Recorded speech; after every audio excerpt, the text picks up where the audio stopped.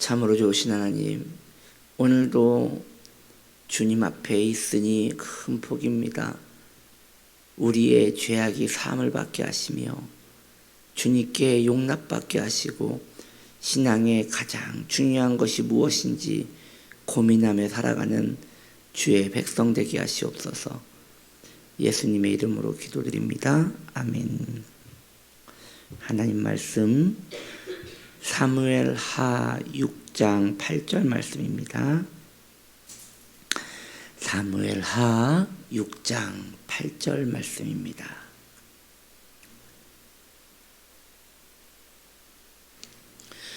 여호와께서 웃사를 치심으로 다윗이 분하여 그곳을 베레스 웃사라 부르니 그 이름이 오늘까지 이르니라.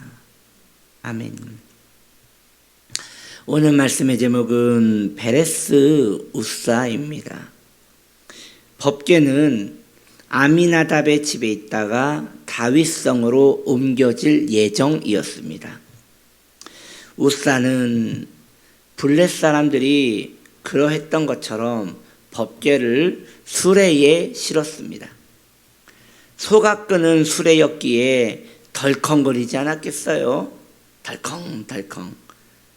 그때 법궤는 흔들렸고 웃사는 법궤가 넘어질까 싶어서 법궤를 손으로 붙들었습니다.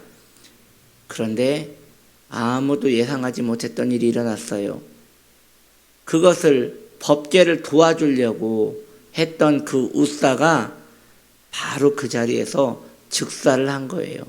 누가 보아도 법궤를 만져서 죽었다는 것이 확신할 정도로 법궤에 손을 대자마자 감전된 듯 그는 그 자리에서 죽었습니다. 이것은 인본주의 신앙의 최후를 말해주는 것입니다. 인본주의란 하나님을 하나님 뜻대로 믿는 것이 아니라 하나님을 인간의 입장에서 믿는 것을 인본주의라고 합니다. 여러분, 예수를 왜 믿어야 하는 것입니까? 많은 이들은, 교회를 다니는 많은 이들은 하나님의 뜻대로 예수를 믿으려고 하지 않아요. 하나님의 뜻은 죄인이 구원받는 것인데 많은 분들이 자신이 죄인이라는 것을 처음 신앙을 고백할 때 잠시 고백하다가 그 이후부터는 죄인에 대한 자각이 없어지고 자신이 죄인이라는 것을 망각한 채 교회 활동을 시작합니다. 다시 말씀드려요. 교회 활동을 한단 말이에요. 그렇게 교회 활동을 10년, 20년, 30년 하다 보니 자신의 죄에 대하여는 관심이 없고 오직 이 세상에서 무엇을 먹을까, 무엇을 입으며 살까, 이러한 것에 마음을 쓰고 살다가 비참하게 그의 영혼을 멸망으로 밀어넣는 일이 일어나는 것입니다. 예수를 왜 믿는지에 대한 고민이 없으면 교회 생활은 그저 하나의 활동같이 되는 것이에요. 동아리 모임같이 되는 것이에요. 하나님은 우리가 지옥 가지 않게 하기 위하여 예수 믿기를 원하십니다. 이것이 하나님의 뜻대로 예수 믿는 것입니다. 그러나 예수를 마음의 상처 치유받으려고 믿는 분들이 많이 있어요. 많이 있습니다. 신앙생활을 하나님의 위로가 있기 때문에 신앙생활합니다 라고 하시는 분들 굉장히 많습니다. 예수를 믿으니 성품이 좋아졌습니다. 그래서 다른 사람한테 칭찬받습니다 라는 마음으로 예수를 믿는 사람도 많고요. 불안이 사라지면 좋을 것 같아서 예수 믿었습니다 라고 해서 정신과 병원같이 예수를 믿는 분들도 있습니다. 혹은 교회 사람들 착하더라 하면서 교회의 사람들과 친교 맺기 위하여 나오시는 분들도 있습니다. 이게 바로 베레스 웃사입니다. 하나님의 뜻대로 믿는 것이 아니라 자기가 생각할 때 맞다고 생각하니 법궤를 잡은 것 아니에요? 신앙도 그렇게 잡으면 그에게 멸망이 임하는 거예요. 신앙은 하나님의 방법대로 신앙생활을 해야 돼요.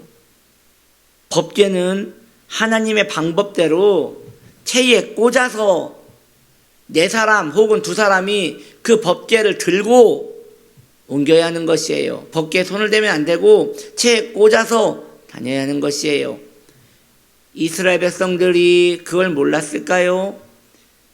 그때 죽은 우사는 그걸 몰랐을까요? 알 거예요. 왜? 이미 출애굽기에 나와 있잖아요. 모세오경에 이미 나와 있단 말이에요. 그들이 그렇게 하나님 말씀이라고 믿고 따르는 하나님의 법전에 법궤는 어떻게 대해야 하는지에 대하여 이미 상세하게 나와 있었어요. 그런데 그들은 그 방법대로 하지 않았어요. 왜요? 편하니까. 손으로 들고 가는 것보다 수레에 싣는 것이 편하잖아요. 편하게 예수 믿으면 안 돼요, 여러분. 법궤 편하게 옮길 수 없었어요. 사람이 낑낑거리면서 들고 가야 했어요. 법궤는 편하게 옮기는 거 아니에요. 신앙생활은 편하게 하는 거 아니에요. 법궤를 편하게 하려고 소가 끄는 수레에 올리면 문제가 생겨요. 신앙생활 내 입장에서 내가 도움받으려고 신앙생활하면 문제가 생겨요. 잠깐은 안 생길지 몰라요. 그러나 보세요. 점점 문제가 생길 거예요. 위험하여질 거예요. 이것이 바로 신앙의 한계가 되는 것입니다. 그러므로 사랑하는 성도님들이요, 이 법궤가 다윗성까지 무사히 가려면 사람이 들고 가면 됐어요. 마찬가지입니다. 우리 신앙생활 끝까지 천성까지 가고 싶으시다면 신앙생활 구원받기 위하여 신앙생활만 하십시오. 다른 거 생각하지 말고 어찌하여야 내 안에 있는 죄를 용서받을 수 있을 것인가? 아니 목사님 왜 계속 답답한 소리를 하십니까? 용서받았지 않습니까? 예수 믿고 죄사함을 받았다면서요. 제가 말하는 죄는 그 죄를 말하는 게 아닙니다. 여러분과 제 안에 있는 정욕을 말하는 거예요. 여전히 하나님을 배반하고자 하는 그 정욕을 말하는 거예요. 게으름, 염려, 시기, 질투, 분노, 악함, 부유함에 대한 눈먼, 이런 것들의 마음이 아직도 회칠한 무덤같이 거기에 마음이 막 쏠려있는 그 마음, 이것을 매일매일 죽이지 않으면 안 돼요. 그것들은 우리는 용서를 받았지만 그러한 죄의 싹들은 우리 안에 계속 일어나기 때문에 계속 그리스도를 따라가지 못하도록 우리를 방해할 것입니다. 저는 그걸 이야기하는 것이에요. 그리고 그것이 내 마음에 계속 융성하게 자라나고 그것을 부수지 못하는 이유는 왜이냐? 그가 아직 회심하지 못했기 때문에 부수지 못하는 결과가 되기 때문에 더 위험하다는 것이에요. 아니에요, 목사님. 저는 옛날에 회심했어요. 정말 회심했을까요? 회심했다면 자기 안에 있는 죄를 그렇게 오랜 시간 꼭 솜털, 담요 끌어안듯 그렇게 부드럽게 안고는 살지 못할 텐데 그게 지금 저와 여러분의 삶에 계속 유지되고 있다면 그것은 구원받은 마음이 아니라는 것이에요. 지금 그걸 얘기하는 것입니다.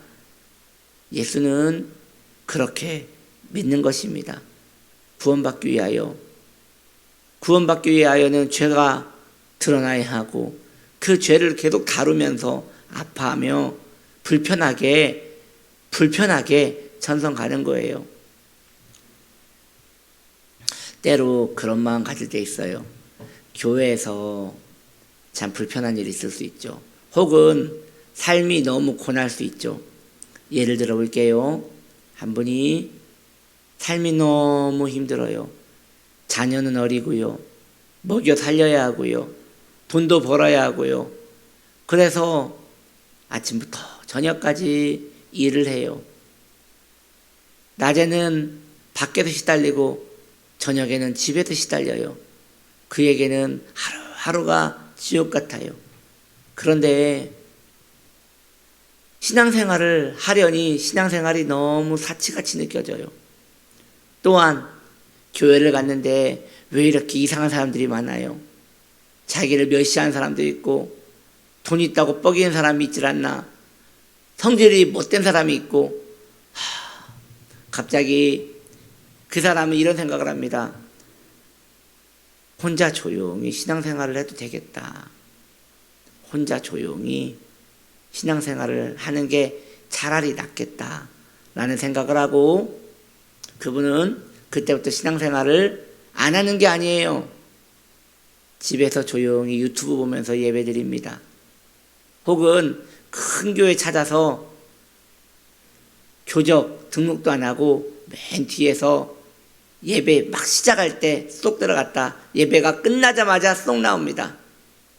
축도 끝난가 동시에 얼렁 나옵니다. 그래서 사람하고 부딪히지 않고 그 주일날 그 많은 시간 오전에 잠깐 드리고 왔으니 그 많은 시간은 이제 집에서 또 혼자 집안일하고 여가 보내다가 또 월요일날 출근합니다.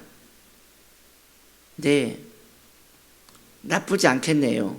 그렇게 편하게 신앙생활하는 것. 그런데 그의 삶에 한 가지 빠진 게 있습니다. 죄에 대한 고백이 없습니다.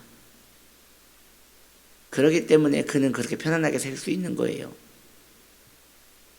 여러분, 왜 신앙생활이 불편함에도 불구하고 우리가 교회에서 하나님 말씀 가까이에서 신앙생활을 해야 하는지 아십니까? 그 이유는 어떠한 것보다 내 죄보다 심각한 건 없기 때문입니다.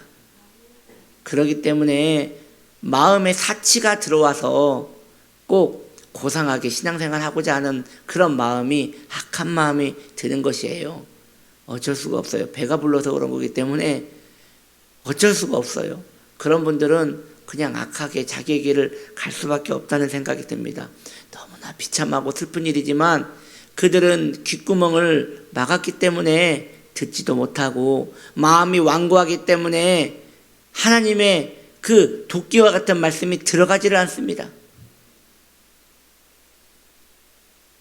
이것이 베레스 우사와 같이 신앙생활을 하는 신앙인들의 최후인 것입니다. 마음이 곱고 성실한 주의 백성들은 목사 가까이 와서 자기의 죄를 계속 드러내려 합니다. 하나님 말씀을 들으며 거기에서 내 죄가 무엇이 있는가 찾고 그게 드러날 때마다 그것 때문에 괴로워합니다. 그것 때문에 괴롭기 때문에 교회 생활에 사소한 괴로움은 괴로움 축에도 들어가지 못하는 것이에요. 네, 그러니 이 얼마나 서글픈 일입니까? 결국 성도가 왜 시험에 들어요? 신앙생활 외에 다른 것에 관심을 가졌기 때문에 시험에 드는 거예요. 내 알량한 자존심이 상했다는 것 때문에 신앙생활을 안 할 정도면 그 신앙생활은 그에게 아무런 도움이 되지 않는 거라고 봐야 할 것입니다. 나는 구원을 이미 받았는데 왜 계속 죄를 회개해야 합니까? 나는 이미 구원을 받았는데 왜 나는 열심을 다해야 합니까? 이런 생각을 하는 것 자체가 구원론 이단자와 뭐가 다릅니까? 뭔가 티켓 받아놓은 것 같이 받고 정욕과 탐욕에 젖어 살아가는 그 삶이 어찌 신앙인이라 할 수 있겠습니까? 여러분, 구원을 지키기 위하여 회심을 유지하기 위하여 신앙생활 열심히 하십시오. 우리 인생 금방 끝납니다. 여러분 그러지 않습니까? 지금 여러분의 연세가 어찌 되셨습니까? 분명 여러분들도 10대가 있었을 것이고 20대가 있었을 것입니다. 그런데 그 세월은 언제 지나간 것입니까? 금세 주님 앞에 설 날이 올 것입니다. 예수님의 십자가는 과거가 아닙니다. 언제나 우리에게 현재입니다. 그러므로 우리의 죄사함도 언제나 현재여야 합니다. 죄사함이 과거여서는 안 돼요. 꼭 그런 이야기 하시는 분들이 있어요. 내가 주님을 만났을 때 얘기를 해드리겠습니다. 앞에 십자가가 보였고 거기서 피가 흘렀습니다.